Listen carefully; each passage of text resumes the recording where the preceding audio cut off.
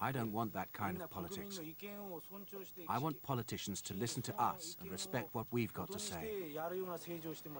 Politics should be based on people, otherwise Japan won't change. As the need for fundamental reform is accepted by more people, new faces are being drawn into politics. A seaside town near Tokyo now has the former windsurfing champion as its mayor.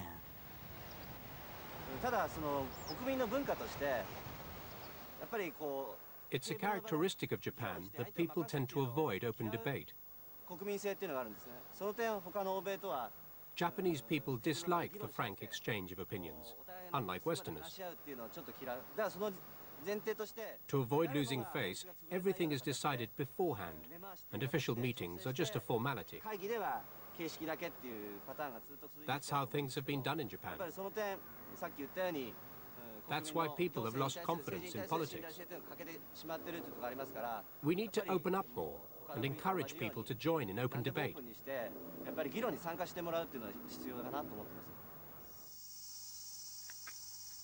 The debate's not just on the fringes. Makiko Tanaka inherited her constituency from her father, a former Liberal Democrat Prime Minister. She's benefited from the old system, but she also believes politics has to open up.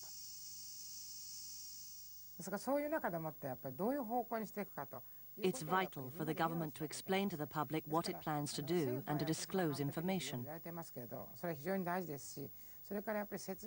But that kind of transparency is lacking, so the public is kept in the dark. Suddenly a law is passed, but people don't know how or why.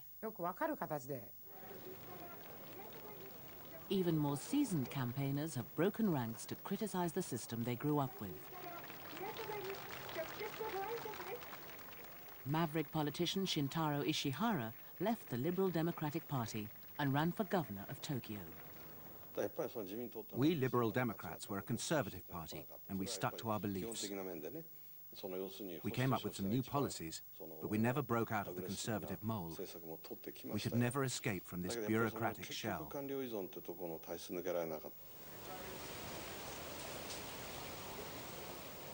The LDP itself has had to adapt. The realization that voters blamed them for the crash came with a humiliating defeat in 1993. Though they were soon back in power, it was in coalition with others. They failed to deal with the recession. But under public pressure, they did start cautious political reform. Today they're meeting to re-elect their party leader.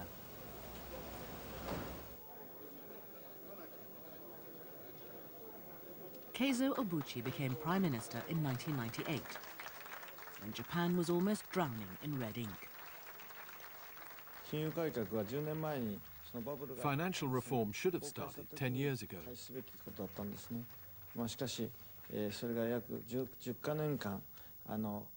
Debts from the bubble should have been paid back when the bubble burst. That's when our financial reform should have taken place. How can I put it? For 10 years, we didn't have the major surgery we needed. We just took anti-fever remedies and various minor measures until our heart was about to give out. When I came into office, the whole system was on the verge of collapse. Obuchi appointed not a traditional bureaucrat, but a former writer to carry out more radical surgery. TAICHI SAKAIYA.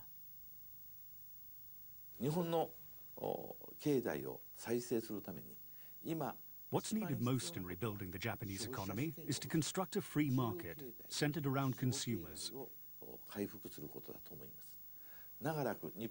Japan functioned within the bureaucratic mass production system for so long, there's no concept of a consumer-based market.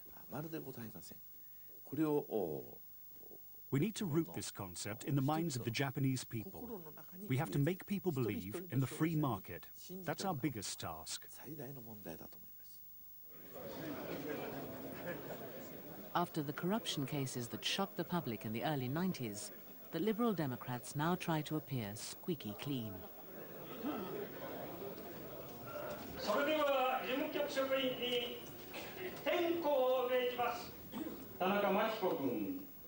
Obuchi's predecessors brought in new laws that reduced influence peddling and made business donations to individual politicians illegal. Away from the back rooms, when the public gets to vote, the system's also been changed. The days of having to choose between candidates from different LDP factions are over. Most constituencies now only have one contender from each party. And it is now government ministers, not senior bureaucrats, who must answer questions before Parliament. We need to become virtuous as a nation. I think that this can be exemplified by Mount Fuji, a symbol of Japan. It is written with the characters Fu, which means wealth, and Shi, which means the heart, or will. We need to achieve both of them so that Japan can become a nation of integrity.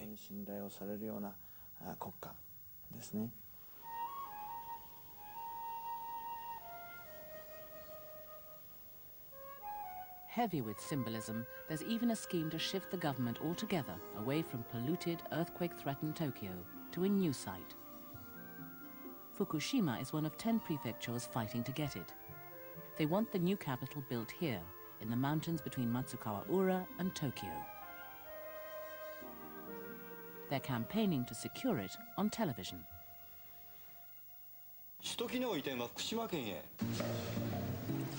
ケンさん、あれって東京が丸ごと移っちまうってことかい？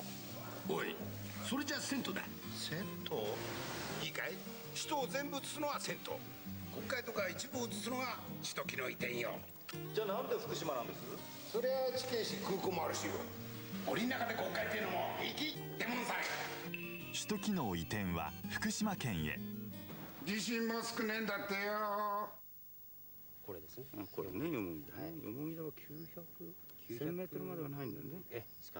TAKENARI HIRUTA is in charge of local attempts to bring the capital to Fukushima. はい。新しい高速道路が2つ通ってでその間。これですね。こういうふうに阿武隈川が流れている。There are many reasons why the Japanese economy is in its current state. But what we need to do now is to get out of the familiar way of thinking that's prevailed since the war and look at things from a fresh standpoint. We should combat the recession that way. We need to start changing our basic values, and a brand new capital will be the triggering device for that. Japan's parliament could be standing here early this century. It's meant to lay the ghosts of official corruption. The prime reason for moving the capital is to separate politics and business. Business will still be run in Tokyo, but politics will be administered from the new capital. We want to draw a line between the two. But few think Japan can change all on its own. And pressure from outside is already forcing the pace. Politicians who once assumed the Japanese system was superior are now less sure. 10年以上前、Japan as number one というような本も出てですね。10 years ago, we saw the publication of a book called Japan as Number One. And we did believe that the Japanese way of doing things was the best way. But perhaps we were a little arrogant. What's important now is how we can keep the good things about the Japanese way, while at the same time learning from others by introducing superior systems and know-how from abroad.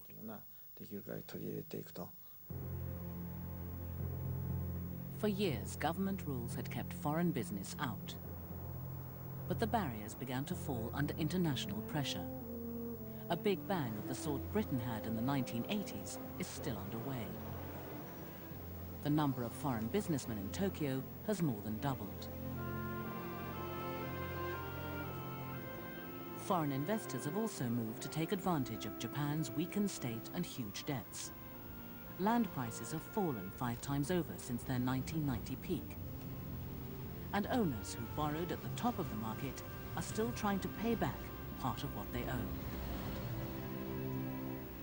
The building that we're going to, we've been looking at for a while now. Yeah. You think finally the seller's getting ready to, getting enough pressure from his lenders to... I think so. Part with it at a reasonable price. Yeah. Yeah, it's a building that we like a lot because it's, you know, sitting on that subway. Richard Mandel works for an American company, Kennedy Wilson. It was built in sort of the end of the bubble. To them, Japan looks like a bargain basement. Would have been about anywhere from $300 to $400 million at its peak. And today, it's hard to estimate exactly, but somewhere between $50 and $60 million. And that's a good building. The foreign invasion has become a nationalist scare story.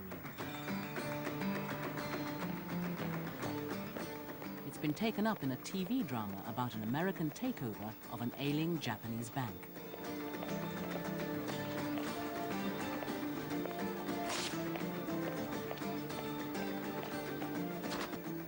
Employees quake as the manager from hell moves in.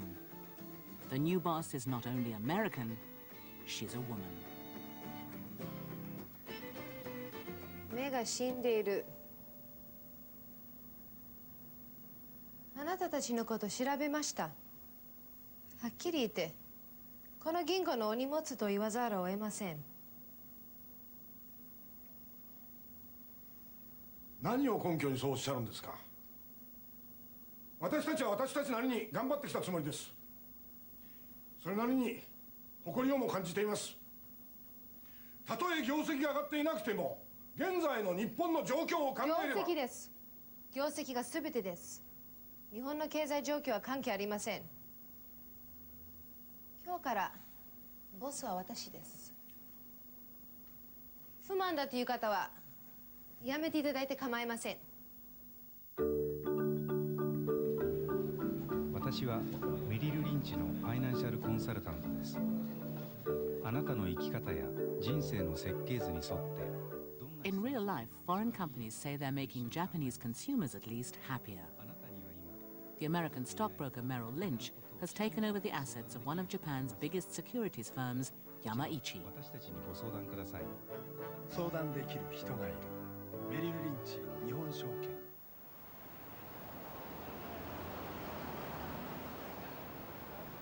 For the last 2 years, overseas investment in Japan has nearly doubled. More American banks have opened, offering cheaper, more efficient services. Giant foreign retailers have at last forced their way onto the Japanese high street. Starbucks now has 78 stores. The Gap has opened 43 new branches in 4 years. The Japanese now look to foreign companies for low prices and a different sort of management. And the official government line is to welcome all this. Working with the non-Japanese is something we need to learn. It's very important. And in order to really activate the Japanese economy, in order to really adapt to the new age, foreign input, I think, is very important. So in the Ministry of Finance, I have been encouraging the foreign corporations to come in. I have been supporting the mergers and acquisitions. That's a change for the Japanese, traditional Japanese style of doing things. But we need a change. We need good stimulus from the foreign companies. For many Japanese, the need to adapt the national style and let non-Japanese in to share their game has caused consternation.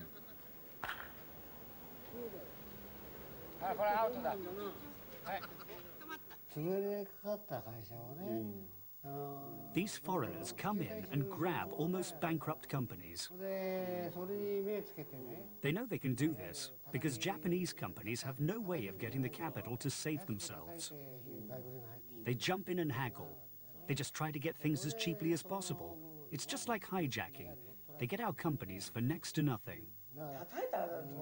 That's right. Japanese people have to fight back.